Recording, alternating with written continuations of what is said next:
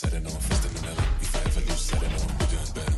Hitting roller coaster come bigger, bolder, faster. Boom, I'm going to the maximum. I'm going to the maximum. I'm going to the maximum.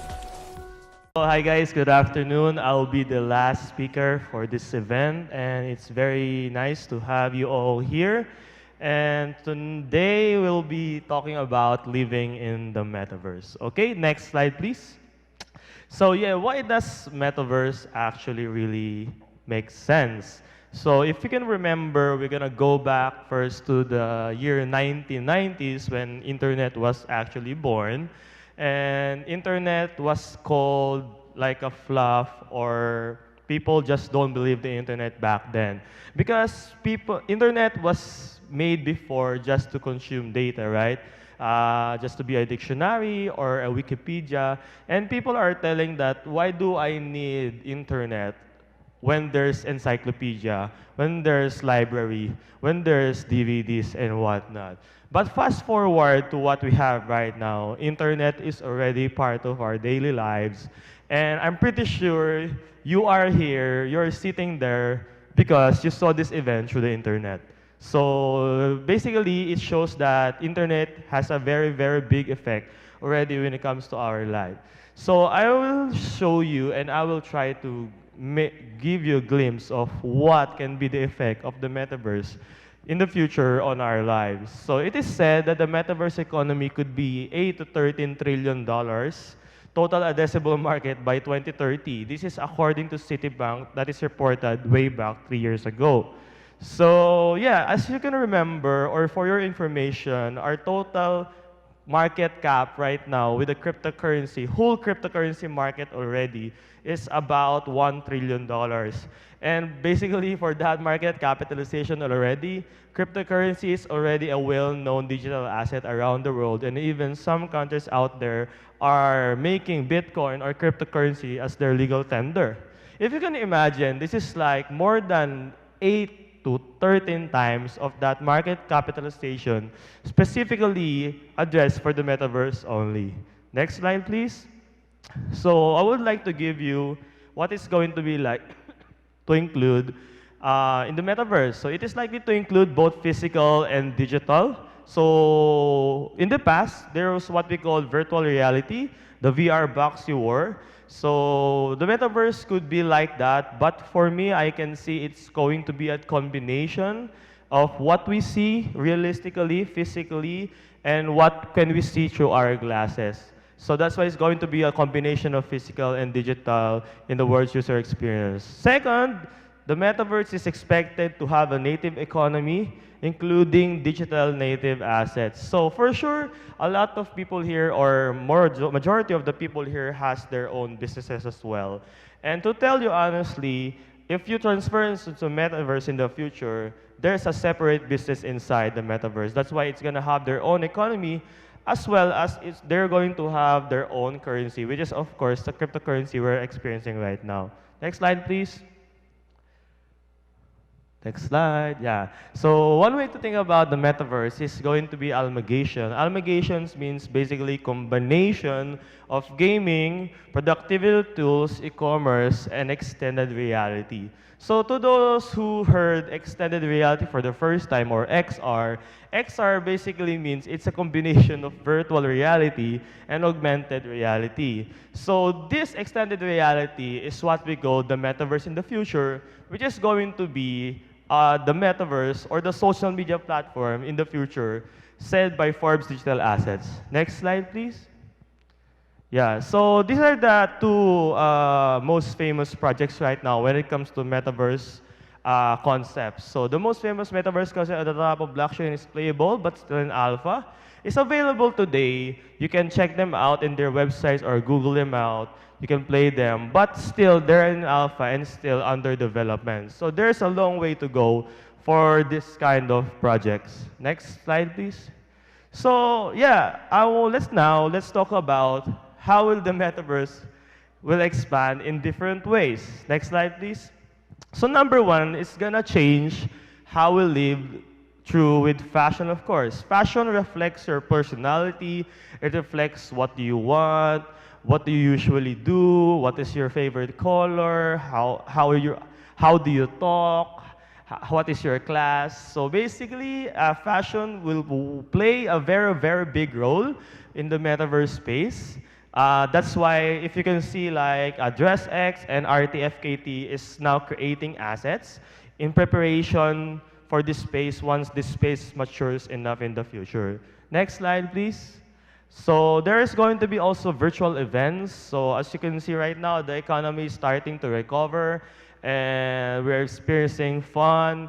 But in the future, when there's a population that's really popping up in the future, I believe virtual events will start to be a thing already. But for now, I can see this will not happen for the next 3 to 5 years. Maybe 5 to 10 years it could already happen. Next slide, please. Yeah, next slide, please. Yeah, so we have also concerts. Actually, this is already happening in the Web2 space. If you're familiar with Fortnite, this is already happening. You can see the picture on the left side, which can also happen like in the future when we have clubs. If you have clubs, so for sure a lot of people loves to go to clubs nowadays. So what more in the future of the metaverse? Next slide, please. So yeah, this is one very, very important. I think Web3 is going to, I think Web3 is going mobile will be a bigger trend and one that is very important in getting crypto to out more of the mainstream. If you can remember Kanye West, there's a story of what happened to him. He is using an iPhone. Basically, all of the phones in the market right now is a centralized phone because there's a brand that controls the phone. So what happened is there's going to be a Web3 phone in the future that basically is not centralized by any brand by that time. Probably the best example right now is a Solana mobile phone. So if you can see what is the possibilities, or maybe you're not considering the possibilities or the risk of, of the companies controlling your phone, actually it happened to Kanye West. So there's one scenario, Kanye West was like buying a food or something in a restaurant or a shop, and then suddenly he noticed that her Apple Pay is not working. So he told that Balenciaga actually find out a way to coordinate through Apple to freeze her Apple Pay's account, which is really, really not good because it's your own money. Why the heck can they freeze your account in that way? Which is probably the solution of this phone in the future. Next slide, please. Yeah, so tech giants are entering the metaverse. As you can see, like this is actually published way back November 25, 2022. Sony acquires Beyond Sports to expand metaverse solutions. So if you can see right now, these big players, these big companies really know that the metaverse is going to be a thing in the future. Within 5 to 10 years, for sure, there's going to be an effect on how people live their lives in this world with the metaverse. That's why they're starting to make some patents, they're starting to file expansions, they're starting to develop their assets. Like, these companies are starting to accumulate, of course, so that they can retain their big names in the metaverse in the future. Next slide, please.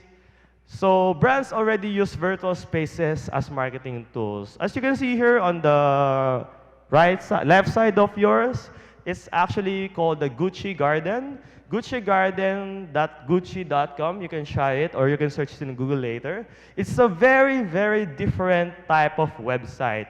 So what happened here is there's a lot of doors here. And once you click one door there, it's going to bring you to a whole new location, whichever country they point it out. And you're going to roam around any table you want, let's say for a restaurant, and what if you chose a table on a specific corner of the place? You can actually click that table and reserve it whenever you want. So that, just like that. So again here, McDonald's filed a trademark for Metaverse Virtual Restaurant. We can really see that these companies are really committed by doing these things. Next slide, please.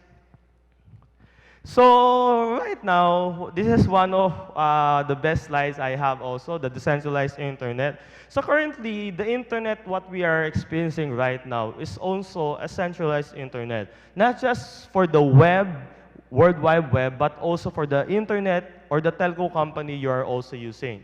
So the problem with these telco companies is, of course, number one, they gather your information, which probably, of course, reflects centralization, which is not good because they're collecting your data without your permission. So, unlike here, when the decentralized internet comes in, for example, this company, Wario, founder CEO, he said the internet has changed the world more than anything else in history. And providing access to everyone in the world can bring collective changes so massive that they're very hard to predict. A decentralized version of how internet access is distributed today would allow people to achieve digital freedom, economic independence, and community development. So Wario that basically do one thing. So they provide this kind of routers, and once you got these routers, you got an internet anywhere you go, and once a user or other users out there connects to your Wi-Fi, you get rewarded by Wario tokens. So, but this router, the good thing about this router, it doesn't collect any data. It just provides you internet decentrally. Next slide, please. So the metaverse workplace, yeah, so it will also improve cooperation and teamwork because basically you can work in the metaverse in the future everywhere you are. For sure, a lot of people here flew here from all corners of the world as well. So imagine there's been a time that this kind of events happen in the metaverse. You don't need to spend that much anymore. You don't need to spend more time anymore. You can just work together on your team at the comfort of your home with your VR or XR glasses. Next slide, please. So of course, one of the biggest factor of the metaverse is of course the gaming. So metaverse gaming will allow us to learn what it's like going to be in the metaverse subconsciously without us really learning it on the books. Because I believe a lot of people here are visual learners, so even me, so I learned stuff through gaming. So for sure, a lot of you learn how to play games on your own as well. So that's basically what is the purpose of games in the metaverse right now. Next slide, please. Yeah, so another thing is education. So whenever your son or daughters or where you are a student, you can remember that there's always an experiment subject which is called science. So when there's like a laboratory thing that's going to happen, you're trying to be much more cautious because, or your professor is trying to limit your activity so that you can avoid accidents as well. Unlike if in the metaverse, the creativity of the students are actually uncapped to the fullest, that they can really do whatever they want.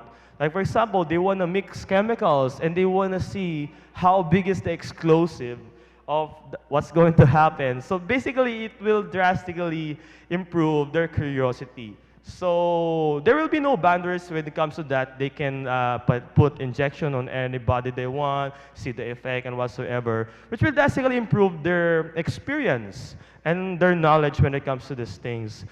Number two, it's safer for students. Of course, what you can see right now, we're in the pandemic.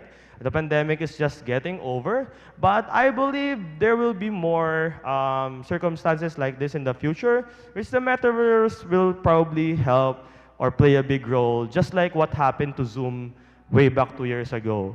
Number three is flexible learning. The problem of overcrowded classes keep of course, you can learn everywhere you want, so that's the advantage of metaverse at the comfort of your home. Next slide, please. So, of course, tourism as well, possible to look into far-off places while traveling virtually and visit well-known tourist attractions. So, for example, if you want to visit a state or a location, you might want to use the advantage of metaverse first in order to check if you will really like that place or not. Because I'm pretty sure some of us here has an experience that when you go to certain places, you did not expect it to be like that and you're not satisfied. So unlike here, you can try to check them out first. And why to check them out? Okay, yeah, next slide, please. So a new way of marketing. So this is going to be a new way of marketing, of course. There's going to be new billboards out there, new animations, and whatnot. And the good thing about the market here is the market is going to be global, unlike e-commerce that is centralized on each country as well. Next slide, please. Yeah, so this is one of the most important thing. I've seen this kind of project in Vietnam. There's some doctors that is actually integrating their studies or their research with NFTs. So for example, there's a specific doctor that cures an illness. They're gonna integrate that illness into an they're gonna integrate that formula into a NFT so that if other hospital wants to understand or take a learn or take a check on what happened on that illness, they can just basically rent or buy that NFT. Next slide, please. So yeah, we might be closer to a reality thanks to the metaverse, reducing pollution as well. So of course, when you're in the metaverse in the future, you don't need to ride cars anymore. You're not gonna burn fossil fuels anymore, which also helps in our global warming problem. Next slide, please. Yeah, the metaverse is the new opportunity to fulfill success, dreams, missions, and basically anything. And this is why we are building Astro XP, the very first AAA blockchain game that is being built here in the Philippines. Next slide, please. And next slide, please.